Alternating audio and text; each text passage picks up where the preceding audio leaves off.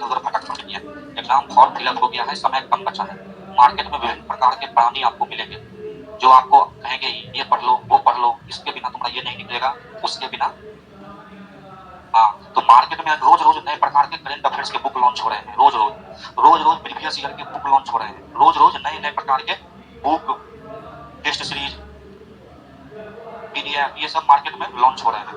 ये तमाम समय जो है, जब लॉकडाउन जब हुआ मार्च 2020 से पहले जो भी लोग सिविल सर्विस की तैयारी करते थे तो उसके सामने समस्या थी कि क्या पढ़ें। क्या है कि इतने सारे मार्केट में कंटेंट अवेलेबल है कि सबसे ज्यादा आपको जरूरी है फोकस करना है कि क्या पढ़े से ज्यादा क्या नहीं पढ़े। आप जो है किसी एक पब्लिकेशन का पीवाईक्यू लीजिए और उसको रोज पढ़िए, प्रयास कीजिए, एक बार बार रिवाइज।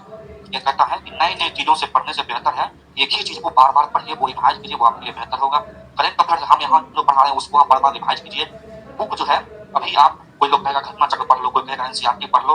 हम कहते हैं सीधा सीधी, अब आपके पास समय नहीं है घटना चक्र पढ़ने का, तो घटना चक्र नहीं पढ़िए, बिल्कुल नहीं पढ़िए घटना चक्र। ठीक है, बुक पढ़ने के लिए बुक, कोई लोग कहेंगे आपको एनसीईआरटी पढ़ने के लिए, हम कहेंगे एनसीईआरटी अभी सिर्फ और सिर्फ 11th और 12th का ज्योग्राफी पढ़ लीजिए, जो ह्यूमन ज्योग्राफी है ना, फिजिकल ज्योग्राफी, उसमें सारा कुछ दिया हुआ है। 11th का ज्योग्राफी सिर्फ आप एनसीईआरटी पढ़िए, घटना चक्र किसी का मत पढ़िए। अभी से लेकर किसी एक कोचिंग का टेस्ट सीरीज दीजिए, किसी का भी, और उसी का 15-20 टेस्ट सीरीज होगा सब्जेक्टिव, और तो 20 से 25 टेस्ट होंगे, उस 20 से 25 टेस्ट को आप फुल लेंथ में लेके दे सकते हैं और उसी को रिवाइज बार बार कीजिए। ऑनलाइन टेस्ट सीरीज आपको देना है, सबसे बेस्ट प्लेटफॉर्म है टेस्ट बुक। टेस्ट बुक का आप मेंबरशिप लेके सबसे बेस्ट तरीके से टेस्ट दे सकते हैं, बेहतर तरीके से वो टेस्ट लेता है ऑनलाइन, यदि आपको टेस्ट जो भी ऑनलाइन बच्चे जुड़े हुए हैं उसके लिए। उसके बाद मामला है कि यदि आप चाहते हैं कि बुक के रूप में एक बार अभी से लेकर एग्जाम तक में जो बच्चों का, जिसको हम लोग संविधान कहते हैं, इसको 1 से 2 बार पूरी पढ़ जाए। हिस्ट्री पढ़ना है, लूसेंट का हिस्ट्री प्रीवियस ईयर क्वेश्चन और टेस्ट सीरीज लीजिए, हो जाएगा। साइंस के लिए आप कर सकते हैं कि आप जो है साइंस के लिए अभी से लेके 11, 9, 10 का एनसीईआरटी पढ़िए और प्लस पीवाईक्यू पढ़िए और प्लस टेस्ट सीरीज जो आप लोग देते हैं, इससे हो जाएगा। यदि 9, 10 का एनसीईआरटी नहीं पढ़ना चाहते तो इसकी जगह आप जो है लूसेंट का जो साइंस स्पेशल होता है उसको पढ़ जाइए, ठीक ना। वो भी सकते हैं किसी एक का भी, मतलब कोई एक ही बुक लीजिए, उसमें भी यदि कंटेंट ठीक है तो कोई एक बुक। मार्केट में जैसे अभी हम कर रहे हैं कि लूसेंट के साथ साथ बहुत सारे पब्लिकेशन का केवीसी नैनो का है, उसके बाद बहुत सारे पब्लिक, उसके बाद इसके लिए बिहार स्पेशल के लिए आप जो है जो केबीसी नैनो का जो हरा कलर वाला बुक है, केबीसी नैनो का जो ग्रीन कलर का बुक है उसको पढ़ लीजिए, या फिर जो एरोटेरिया का भी मार्केट में बुक आया एक है, एरोटेरिया के स्पेशल करके बुक आया है, उसको भी पढ़ सकते हैं बिहार स्पेशल में। ही दोनों में से कोई बुक पढ़िए, देखिए इन्फॉर्मेशन जानकारी सेम है।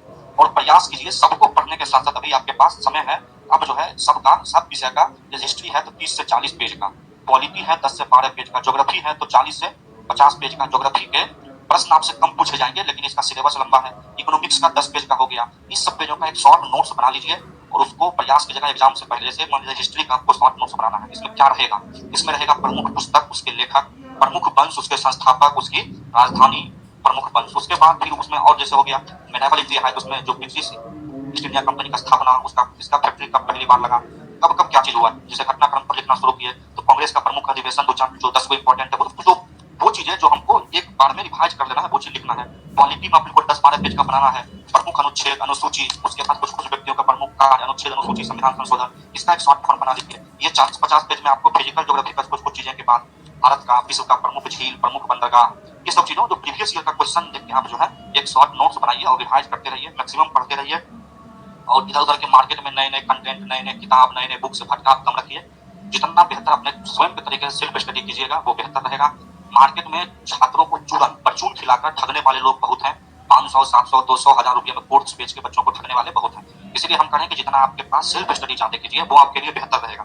यदि आपको किसी भी इंस्टीट्यूट का, जहां करंट अफेयर्स की बात बताते हैं तो आपको किसी का भी करंट अफेयर जिसका बेहतर लगता है, समझ आता है, सारा व्यक्ति, सारा लोग एक ही चीज पढ़ाता है, सारा लोग एक ही जगह से कॉपी पेस्ट करता है, घटना के लिए वो कहीं से स्रोत नहीं लाता है। कुछ कुछ लोग जो है वो रिसर्च एंड डेवलपमेंट करते हैं, वो स्पेशल तरीका से पीआईबी, तो कुछ कुछ मैगजीन सब है उससे स्पेशल तरीके से खोज के लाते हैं और तब बनाते हैं। तो प्रयास कीजिए कि बार लगातार उसी चीज को रिवाइज करने, ज्यादा भटकाव मत लाइए। 70 दिन एग्जाम के लगभग बचे हुए हैं, 70 दिन से भी कम आप बचे हुए हैं, तो 60-65 दिन है तो 60 दिन आप अपना टारगेट बना लीजिए, उसको सब्जेक्ट वाइज बांट के उसको डेली पढ़िए और जिस प्रीवियस ईयर क्वेश्चन को भी सिर्फ 2 बार बना लीजिए।